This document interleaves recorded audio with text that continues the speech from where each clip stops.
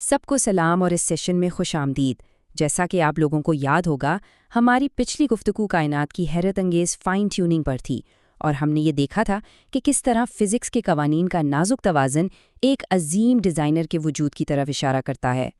تو آئیے آج کی بات ایک چھوٹی سی مثال سے شروع کرتے ہیں۔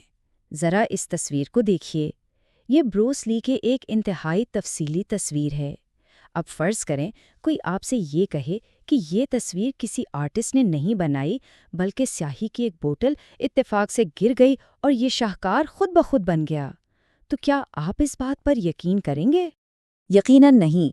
ہمارا روزمرہ کا تجربہ، ہماری کامن سینس ہمیں یہی بتاتی ہے کہ جہاں کہیں بھی ایسی پیچیدگی اور ایک بامقصد ترتیب نظر آئے، وہاں محض اتفاق نہیں بلکہ کسی ذہین ارادے کا ہاتھ ہوتا ہے۔ تو آج ہمارا کام یہی ہے۔ آج ہم اسی دلیل کے دوسرے رخ کا جائزہ لیں گے۔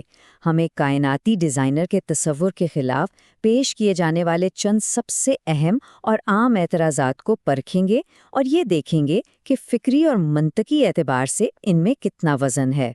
چلیں سب سے پہلے اور سب سے بنیادی اعتراض سے شروع کرتے ہیں، اور وہ ہے یہ نظریہ کہ ہماری کائنات جو زندگی کے لیے اتنی زیادہ موزوں ہے، یہ کسی ذہانت کا نتیجہ نہیں ہے بلکہ محض ایک بہت بڑا کائناتی حادثہ ہے۔ تو یہ مفروضہ، جسے چانس ہائپوتھیسس بھی کہتے ہیں، یہ کہتا ہے کہ کائنات میں جو یہ ناقابل یقین حد تک نازک توازن اور ترتیب ہے نا، اس کے پیچھے کوئی شعور کام نہیں کر رہا، یہ سب کچھ بس یوں ہی ہو گیا۔ لیکن جب ہم اس دعوے پر سنجیدگی سے غور کرتے ہیں تو کچھ بڑے سوالات پیدا ہوتے ہیں۔ دیکھیے، یہ ایک ایسا دعویٰ ہے جو کسی بھی غیر معمولی واقعے کی وضاحت محض اتفاق کہہ کر سکتا ہے۔ ہم اپنی روزمرہ کی زندگی میں اس طرح نہیں سوچتے۔ مثال کے طور پر، اگر ایک ماں کو اپنے بچے کے بستر کے پاس کوکیز کے ٹکڑے ملیں تو وہ کبھی یہ نہیں سوچے گی کہ یہ ٹکڑے خود بخود اتفاقاً یہاں آ گئے ہیں۔ وہ ہمیشہ بہترین وضاحت ہی تلاش کرے گی۔ اور یہیں پر ایک بہت دلچسپ فکری تضاد سامنے آتا ہے جسے علمی دوہرا معیار کہا جا سکتا ہے۔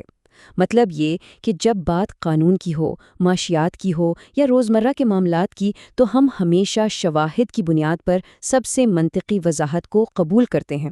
لیکن جب کائنات کی ابتدا کی بات آتی ہے تو بعض اوقات محض اتفاق کے نظریے کو ترجیح دی جاتی ہے، چاہے شواہد کسی اور ہی سمت اشارہ کیوں نہ کر رہے ہوں۔ اچھا، اسی اتفاق والی بات سے ہی جڑا ہوا ایک دوسرا بڑا اعتراض ہے، ملٹی ورس یا کثیر کائناتی نظریہ۔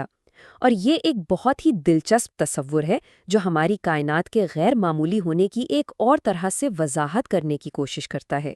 اس نظریے کا بنیادی خیال یہ ہے کہ اگر لا تعداد شاید کھربوں کائناتیں موجود ہیں تو امکانات کے قانون کے مطابق یہ لازمی ہے کہ ان میں سے کوئی ایک ہماری جیسی ہو۔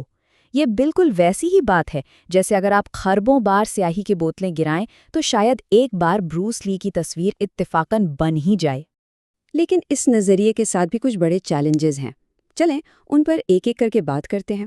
پہلا، جیسا کہ فلسفی رچرڈ سومبرن نے کہا، کیا یہ زیادہ منطقی بات ہے کہ ہم اپنی ایک کائنات کی وضاحت کے لیے کھربوں نادیدہ کائناتوں کا وجود فرض کر لیں؟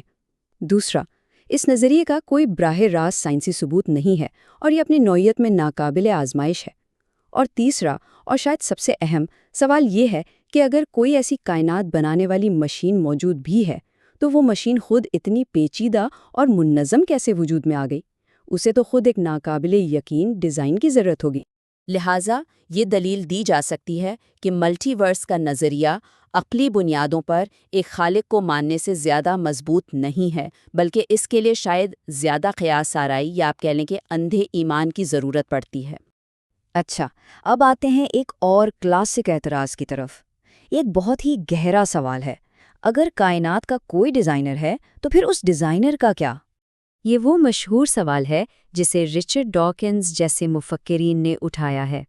ان کا موقف یہ ہے کہ اگر کائنات کی پیچیدگی ایک خالق کا تقاضا کرتی ہے تو وہ خالق تو خود کائنات سے بھی زیادہ پیچیدہ ہوگا، اور پھر یہ سوال پیدا ہوگا کہ اس خالق کو کس نے بنایا؟ اس اعتراض کو سمجھنے کے لیے آئے ایک مثال پر غور کریں۔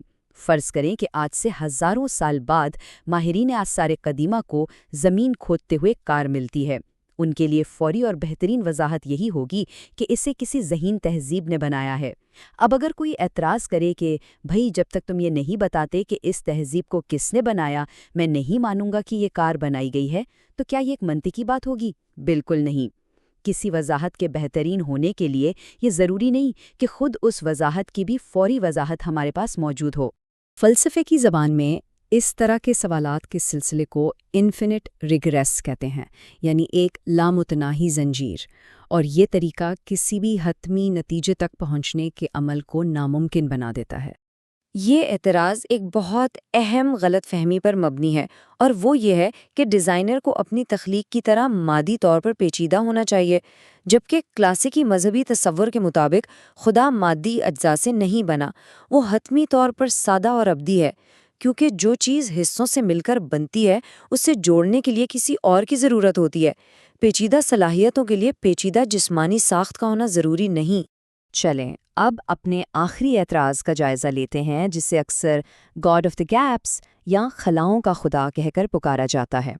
یہ ایک بہت عام خیال ہے کہ جب بھی سائنس کسی چیز کی وضاحت کرنے سے قاصر ہوتی ہے تو مذہبی لوگ فوراً اس خلا کو، اس گیپ کو پر کرنے کے لیے خدا کا نام لے آتے ہیں۔ لیکن یہ تنقید ایک بہت ہی بنیادی نقطے کو نظر انداز کرتی ہے۔ ڈیزائن کا استدلال سائنس کی لا علمی پر نہیں بلکہ سائنس کی دریافتوں پر مبنی ہے۔ یہ ان چیزوں کی وضاحت کرنے کی کوشش ہے جو ہم جانتے ہیں، نہ کہ ان کی جو ہم نہیں جانتے۔ یہ ایک بہترین وضاحت کی طرف استدلال ہے۔ اور دلچسپ بات یہ ہے کہ سائنس ہمیشہ خلا کو پر نہیں کرتی، بعض اوقات یہ انہیں مزید گہرا اور وسیع کر دیتی ہے۔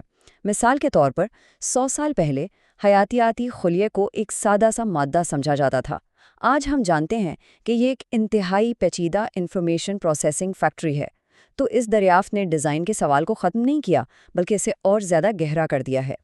تو ان تمام اعتراضات کا جائزہ لینے کے بعد ہم کس نتیجے پر پہنچتے ہیں؟ ہم واپس استدلال کے اسی بنیادی اصول پر آتے ہیں جسے inference to the best explanation کہتے ہیں۔ یہ اصول کہتا ہے کہ ہمیں اس نتیجے کو قبول کرنا چاہیے جو تمام دستیاب شواہد کو سب سے زیادہ جامع اور منطقی انداز میں بیان کرتا ہے۔ جب ہم نے ان اعتراضات کا تنقیدی جائزہ لیا تو ہم دیکھتے ہیں کہ ان میں سے ہر ایک اپنے ساتھ کچھ چیلنجز لاتا ہے، جیسے کہ قیاس پر مبنی مفروضے، استدلال میں دوہرے معیار یا کچھ بنیادی منطقی مسائل۔ اس کے برعکس ایک بامقصد کائناتی ذہن کا نظریہ موجودہ شواہد کی ایک مربوط اور منطقی وضاحت پیش کرتا ہے۔